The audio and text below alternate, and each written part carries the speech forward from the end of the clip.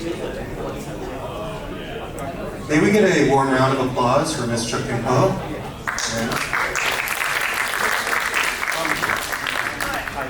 Hi. Woo. So thank you so much for listening to this presentation.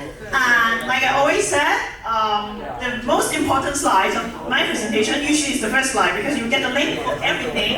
There'll be some like useful information or like useful materials that I've linked it into the slides. So if you get the link to the slides, you have all of them. Also, that's my social media. You can kind of find me and talk to me afterwards if you want to talk with me a little bit more.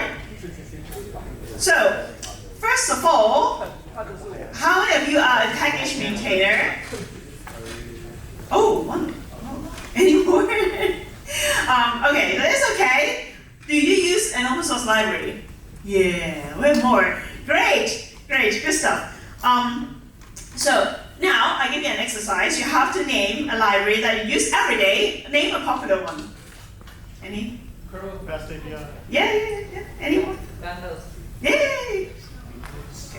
Okay. Oh, you want to keep it to yourself? It's okay. Now imagine that you are maintaining that library. You're the maintainer of that library. Okay. So, but one day you wake up, right? And discover that your GitHub account has been compromised. Someone got your login and hacked your account. Oh geez, that's not good. Baddies got your login and everything. So, and also, what's worse, now they publish a new release of your library that could be used by a lot of unalarmed people. So it could be someone who's like you, who's using that library. Then you're, oh, there's a new release, I updated, and it's a good practice to update your software. But because this account has been compromised and this release is actually maybe have some like malicious code in it and could maybe steal all your data and send it to their server or something like that, it's really bad. Now, you feel bad because you put a lot of people, organizations, and companies at risk. You kind of harming them in some way. This is not good. I feel so bad. But luckily, it hasn't happened yet, right? It's just a hypothetical scenario, so this hasn't happened. I hope it never happened to anybody, but we have to do something. We have to avoid it at all costs. We don't want this to happen, so let's do something about it. So Security 101, so this is now the place you learn how to not do something that harm everybody and yourself, like your reputation, of course, like if you can get your account compromised, and also everybody that is using your library, if you are maintaining one, so like you want to be nice and protect them and gain their trust. So, we have to fight against the baddies. We don't want the baddies to get us, but there's a few ways that the baddies can get you. So ask yourself, do you use the same password everywhere? You don't have to answer me. Did you use 2FA in your logins? If it's over 2FA, did you activate it? So if you activate the 2FA, you just like use the, send me an SMS, that kind of SMS 2FA. Do you use that? How often do you use those? Or ask yourself, is your email account secure? Okay, so this is a few things that, if you're not careful, the baddies will use any of these weak points that you have created and get you. So, don't let baddies get your account, that's bad. So now, there's a few things we could do. So secure your account. First of all, use a strong password. Don't use the same password. Like there's some, you have one password, maybe the name of your pet or whatever, first love, and you use it everywhere.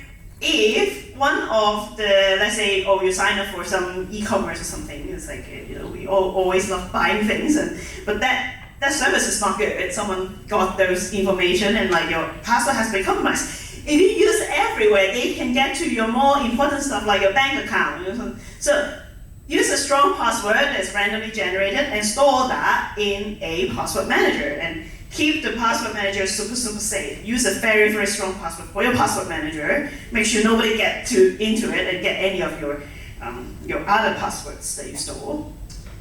Activate 2FA. 2FA is actually quite good to protect you if the baddies can get your password, whatever. But if you have 2FA, two-factor authentication, then it's an extra step to protect you against these baddies get to you. But there's a catch. So SMS 2FA is not that good because how many of you have heard about the swim swap thing? Yeah. So sometimes, a SMS is not secure because SMS depends on your phone number is correct. But sometimes there are things that go wrong. The provider of the SMS can trust someone who claims to own your phone number, and then they can get your phone number and get the 2FA, get all this notification of like, oh, click this link to sign in. They can click the link to sign in. They can get the secret code to sign into your account, which is bad. Keep your recovery code safe. So a lot of times when you set up a 2FA, for example, you have an authenticator, you set it up, you usually will have some recovery code. Keep them safe somewhere. I don't know where you store it. If you want to write on a piece of paper, put it under your bed, I don't know. But not store them together with your passwords because, again, there's like two different mechanisms to like protect you. So you don't want, so this is basically two sets of keys. So someone needs to get both of them to get into your account. If you keep them together, then like someone will get to the box keeping both keys. They get both keys, which is bad. So don't do that. When you use, for example, on PyPI, you would need to provide an email to, to do all these things, release a new library and stuff. So be careful of what email you use. Sometimes it's really cool. I have my own domain, right? So I have cheuk.dev, that's my domain. I have my email account, me@cheuk.dev. But I won't use that email account to register for, let's say, my PyPI account because what could happen is that, for example, if I'm being very careless, forgot to renew my domain name, someone can get me. Someone can get my domain name and pretend to be me and set up the same email. So they will have the access to PyPI. So something like a more reputable email service like Gmail or Outlook, they will probably not give your email easily to someone else. So that's why it's more secure. Also, if you have some automated service, for example, you set up a service to automate the release of your library and stuff, an API token is better than using your login details because you may have the same login detail. Let's say, for example, on PyPI, you have multiple libraries that you're releasing. So if your login detail got compromised, then they have access to everything. But if you have an API token just for that, let's say that library, then kind of like contain the damage is bad, but it's not so bad that everything got compromised all at once. That's the first thing. So, second thing, use better governance. So sometimes we call that a bus factor, or put all the eggs in one basket. So bus factor is basically mean let's say you have one maintainer. If unfortunately that maintainer got hit by a bus, then too bad, right? So yeah, consider that. Consider you need to have a backup, have someone to also take the responsibility and help you out. For example, let's say not that tragic, hit by a bus, or sometimes you just let's say you want a holiday with your family, you don't want to get disturbed, so you may want a backup or someone to help you. So one person ban is not good because again, all these things that I just mentioned, we need a team of people who have different roles to help the governance. So there are 3 roles here. They all have different responsibility and different access, and they also it's not mean 3 people, right? You have for each role you may have multiple people to be responsible for that. For example, first of all, you have the reviewer who will review the code, who would probably you would need the review before your PR allow to merge, or you can merge PR. You need to have the reviewer first. And the next one will be the release manager. They are the one who is responsible for the release, of course. So usually they will be the one who kind of make sure the build is okay, all the checks okay, and then release it on PyPI and make sure everything is fine. So they will have a little bit more privilege than the reviewers. The last is the owner. So the owner is basically the top level. They are the admin. They have access to everything. So usually they will be the one who is recovering things for people. And if things go wrong, they will be the person who is fixing it because they have all the access to everything. But also if their account got compromised, it's the worst. So to minimize that, so each role should have the right permission. you can't just make everybody the owner and have access to everything. Again, I want to minimize, because if you have, let's say, 10 owners, there's like 10 possibility for the account to be compromised and get to your library. But if, let's say, you have 2 owners, and then you have the others are one release manager and others are reviewers, then that is not so exposed to attacks. So this is a table that have because the names are different from different services. For example, GitHub, you have write access in the name, but GitHub may have different name. So it's a very easy and quick check for things. The PyPI also have maintainer and owner row of the library. So this is just a quick illustration to check which row you should give to which person. Last thing, an exit plan. Sometimes, life gets to us, and we may not be able to maintain the library anymore. And it's okay. It's okay to step down. It's because, a lot of maintainers, they kind of feel oh, this is my baby, I have to raise it until, it's okay. Sometimes, things changes, and you want to do something else, it's okay. Ideally, you want to give it to someone can take over. So you have to check, so to plan for the future, you have to check whether you're ready to give it to someone if you want to step down. Do you have, if your project has multiple owners, that's quite easy. So if one owner step down, you have some room to, because other owners can still support it until they find someone to replace you. Or, let's say you're the only owner, maybe you have to, groom someone, trust the contributor to be the maintainer, to be the owner of the library. So do you have that contributor? If not, maybe you should start scouting for which contributor you can start working with them more and trust them and groom them to that level. But if nothing will work for you, if oh, I'm so alone, and I don't trust anybody. So sometimes maybe donating to a trusted organization is the way out. For example, in this foundation, we do have some project that is under our care.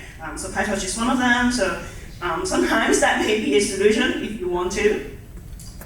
So transfer of ownership is very important because we don't want orphan packages. So because as a user, you know that orphan packages are bad. There'll be a security issue. No one's going to patch it. No one's going to give you an update and stuff. So you may still rely on an old version of Python. Let's say it's end of life, and you should not be using it, but you're still stuck with that because nobody's updating the package.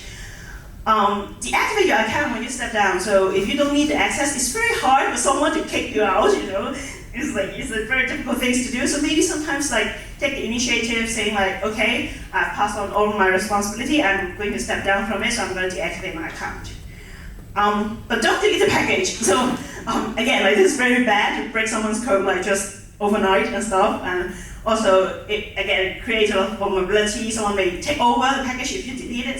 The name got released, and someone may take advantage and take over it and compromise all this code which were using that package. So be careful of that. Don't delete the package. So all of these tips actually is very happily provided by Seth, this man here. He is our security developer in resident, the first one in the Python Software Foundation. He did a lot of amazing work. Please check out his blog, and including the blog post that mentioned all of the things that I've just shown you. And also, thank you OpenSSF and Alpha Omega project. So with their support, we can, Python Software Foundation, we can hire staff and more developers to do this, to help the security of Python. So, some of you may have seen this slide before. OpenSSF is part of the Linux Foundation. We are not for profit. We're trying to create an open source security for everybody to be more aware and help the ecosystem to be more secure. There's newsletters and blogs and free courses. They're all free materials that you can learn more. So these are the links that you can click on if you have the slides. And last, we have just started our DevRel community. So we meet, it's a monthly meeting. We meet every second Thursday of the month. So everybody's welcome to join to help us to outreach, to promote more about security and open source. But even if you're not, you just want to get involved some way or the other, there's all these things you can do. You can click on all the links of them. Join Slack. We have the DevRel community channel. Please join us. So yeah, that's it from me. I grabbed the slides. You have all the links. Thank you so much, and please join the networking event later today. And I have stickers, so please chat with me. Thank you. That was awesome. Thank you. Oh, yeah, we're going to have a 5-minute break. Yeah. Yeah.